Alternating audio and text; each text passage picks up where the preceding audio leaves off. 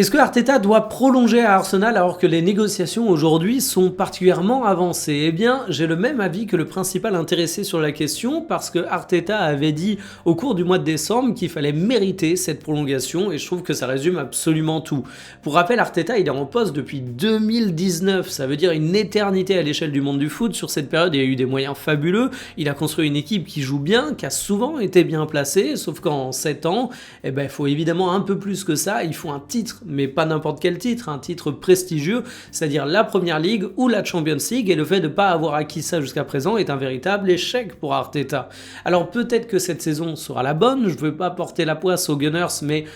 la Première Ligue semble être un objectif assez réaliste, la Champions League t'es encore en lice, et finalement c'est au regard de ça que je jugerai si Arteta mérite ou pas sa prolongation. Alors on sent quand même que la direction d'Arsenal a envie de continuer avec lui, on sent quand même que l'entraîneur a également envie de poursuivre l'aventure chez les Gunners, mais au bout d'un moment, médiatiquement, tu peux pas l'annoncer trop tôt, parce que ce serait absolument inaudible vu le contexte assez tendu d'un point de vue compétitif, où tu dois sans cesse faire tes preuves jusqu'à espérer avoir un sacre. Donc rendez-vous cet été pour la suite de l'histoire, mais en tout cas, tous les médias anglais nous annoncent que c'est relativement bien avancé.